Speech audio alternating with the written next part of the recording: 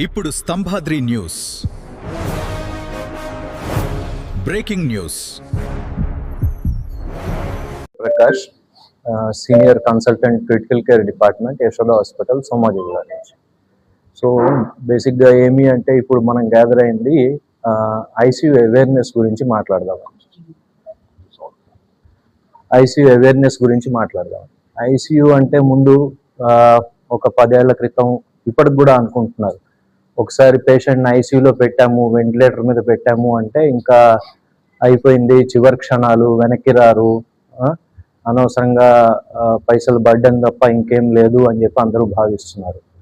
కానీ ఏంటి అంటే 10 ఏళ్ల క్రితం ఉన్న ఐసీయూ ఇప్పుడున్న ఐసీయూ చాలా వ్యత్యాసం ఉంది. ఒకసారి వెంటిలేటర్ మీద పెట్టామంటే మనిషి రాడు అన్న అపోహ నుంచి ఇప్పుడు మెల్లిగా వెంటిలేటర్ అనేది జీవితానికి ఒక లైఫ్ లైన్, ఒక ట్రీట్మెంట్ సారథిగా యూస్ఫుల్ అవుతోంది. వెంటిలేటర్ నుంచి బయటకు వస్తున్నారు, కానీ ఏ విధంగా ఎందుకోసం వెంటిలేటర్ అవసరం అవుతోంది అనేది బాగా ఇంపార్టెన్స్. ఏ డిసీజ్ వల్ల అయితే ఏదైతే రెక్టిఫైయబుల్ చేయగలుగుతామో అలాంటి డిసీజ్కి వెంటిలేటర్ పెడితే ఖచ్చితంగా మనిషి వెనక్కి వచ్చే ఆస్కారాలు చాలా ఎక్కువగా ఉంటాయి. ఇప్పుడు ఇంకా మెడిసిన్ అనేది చాలా అడ్వాన్స్ అయిపోయింది. ఒక్క వెంటిలేటర్తోనే కాదు, ఇంకా వెంటిలేటర్ పెట్టిన తర్వాత ఉన్న ఊపిరితిత్తుల సమస్య ఇంకా తీరకపోతే కనుక మనిషిని బోర్లా పడుకోబెట్టి కూడా వెంటిలేటర్ ఇస్తారు, దాన్ని ప్రోన్ వెంటిలేషన్ అంటారు. ఇంకా ఇది కూడా అవ్వకపోతే కనుక ఇంకా మన మెడిసిన్ చాలా అడ్వాన్స్ అయ్యి ఇప్పుడు ఎక్మో అంటే ఎక్స్ట్రా కార్పోలియర్ మెంబ్రెయిన్ ఆక్సిజనేటర్ అనే కొత్త మెషిన్స్ ఇలాంటివి కూడా వచ్చాయి. దానిలో ఏం చేస్తారంటే క్యాన్లాలు పెట్టుకుని రక్తం బయటికి తీసి మెషిన్లో పంపించి, మెషిన్లో మనం ఆ రక్తానికి ఆక్సిజన్ ఇస్తాము, తర్వాత మెషిన్లోంచి ఆ రక్తం ఫోర్స్గా మనకి బాడీలోకి వస్తుంది. సో ఈ విధంగా ఆక్సిజనేషన్ అంటే ఊపిరితిత్తుల ప్రాబ్లం ఉన్నా, గుండె ప్రాబ్లం ఉన్నా సరే మనము ఈ మెషిన్ ద్వారా మనం బాడీకి సహాయం చేయొచ్చు.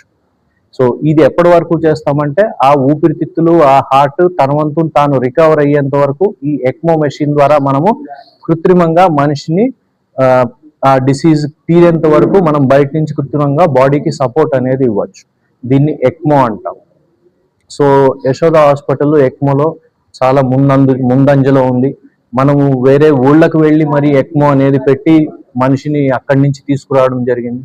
మొన్న మధ్య సోమాజిగూడలో సిక్కిం, గ్యాంటాక్ ఇక్కడ దాకా వెళ్ళి అక్కడ ఎక్మో ఇనిషియేట్ చేసి, అంటే అక్కడ ఎక్మో పెట్టి మనిషికి మనం అక్కడి నుంచి ఇక్కడ తీసుకొచ్చి ఇక్కడ సోమాజిగూడలో సఫలంగా ఎక్మో తీసేయగలిగి మనిషిని వెనక్కి పంపించగలిగడం. సో ఆ పేషెంట్ వాజ్ వెరీ హ్యాపీ, చాలా హ్యాపీగా ఫీల్ అయినారు వాళ్ళు. ఇలాగే కాకుండా ఇంకా ఏం చేయగలుగుతామంటే మనం బాగా వినుంటాం, పారాక్విట్ పాయిజనింగ్ అని చెప్పి విన్నాము. ఈ పారాక్విట్ పాయిజనింగ్ తెలంగాణలో ఈ మధ్య బ్యాన్ చేశారు, ఇవి కూడా జరిగినాయి. సో పారాక్విట్ పాయిజనింగ్ అంటే మందు లేని ఒక పాయిజనింగ్, విరుగుడు మందు లేని పాయిజనింగ్. సో అలాంటివి మొన్నటి వరకు అమెజాన్లో కూడా దొరుకుతున్నాయి ఇలాంటి మందులు. ఇలాంటివన్నీ పిల్లలు పాపం తెలియక మా దగ్గరికి వచ్చారు కూడా. హాస్టల్ నుంచి ఇంటికి వెళ్ళేందుకు ఏదో విధంగా చుట్టి కావాలని చెప్పి, సెలవు కావాలని చెప్పి ఆ మందు ఆర్డర్ పెట్టుకుని తాగేసి పొట్టలో నొప్పి వచ్చింది సార్ అని చెప్పి హాస్పిటల్ నుంచి ఇంటికి వెళ్ళి పేరెంట్స్కి చెప్పకుండా చివరికి వాడు తాగింది ఈ మందు అని తెలిసి చేతులు ఎత్తేసి ఇంకేం చేయలేని పరిస్థితుల్లో మన దగ్గరికి వచ్చిన వాళ్ళు కూడా ఉన్నారు. ఇలాంటి వాళ్ళని కూడా మనము మంచిగా రికవర్ చేసి పంపించాము. కానీ చేయగలిగిన ఆప్షన్స్ ఏమున్నాయంటే ఇలాంటి వాళ్ళకి మనము ముందుగా డయాలసిస్ అనేది ఇనిషియేట్ చేయాల్సింది. స్పెషల్ డయాలసిస్లు ఉంటాయి, దానివల్ల ఆ రక్తంలోని ఆ పాయిజన్ని బయటికి తీసేస్తారు. సో మిగిలిపోయిన పాయిజన్ మెల్లిగా టైం పడుతుంది అదంతా క్లియర్ అవ్వడానికి. ఈ లోపు మనం చేయగలిగిన సపోర్ట్ ఏంటి అంటే అది మెయిన్ ఊపిరితిత్తులను ఎఫెక్ట్ చేస్తుంది. సో ఇక్కడ కూడా మనకి ఎక్మో అనేది ఉపయోగపడుతుంది. ఈ ఎక్మో పెట్టి మెల్లిగా మనము మనిషికి బాడీకి సాయం చేస్తూ చివరికి ఆ ఊపిరితిత్తులు వెనక్కి రావు, పాడైపోతాయి. అప్పుడు లంగ్ ట్రాన్స్ప్లాంట్కి వెళ్లాల్సి వస్తుంది. సో లంగ్ ట్రాన్స్ప్లాంట్ చేసి చిన్నపిల్లలు 12 years 11 years వాళ్ళని కూడా మనం కాపాడిన రోజులు కూడా ఉన్నాయి. సో ఈ విధంగా యశోద హాస్పిటల్ చాలా మెరుగైన వర్క్ చేస్తుంది, ఐసీయూ వర్క్ చేస్తుంది. సో ముందు ఒక 10 ఏళ్ల క్రితం ఇలా ఎక్మోలు ఇలాంటివి ఏమీ లేవు. సో అప్పుడు ఇలాంటి ఊపిరితిత్తుల సమస్యలు వచ్చిన వాళ్ళు ఇంకా అయిపోయింది, ఇంకా వెనక్కి రారు, లేదా మందు పుచ్చుకున్న వాళ్ళు వెనక్కి రారు, అలాంటివి ఉండేవి. ఇప్పుడు ఇవన్నీ ఇంప్రూవ్ అయ్యి ముందుకు వెళ్ళగలుగుతున్నాం. సో ఈ విధంగా ఐసీయూలో చాలా మెరుగుదల జరుగుతోంది.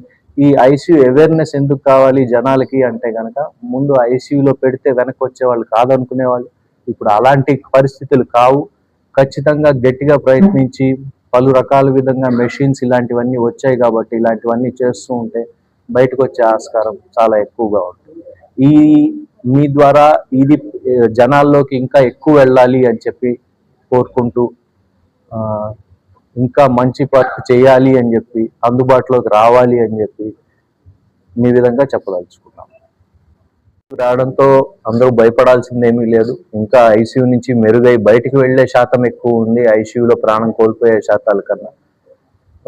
సో పలు విధానాలు వచ్చాయి మనిషిని కాపాడేందుకు. ఎక్మో అని చెప్పి, డయాలసిస్లు అని చెప్పి, డయాలసిస్ లో మళ్ళీ 3-4 వెరైటీలు వచ్చాయి. సో ఇలాంటివన్నీ మనిషికి ట్రాన్స్ప్లాంట్లు వచ్చాయి.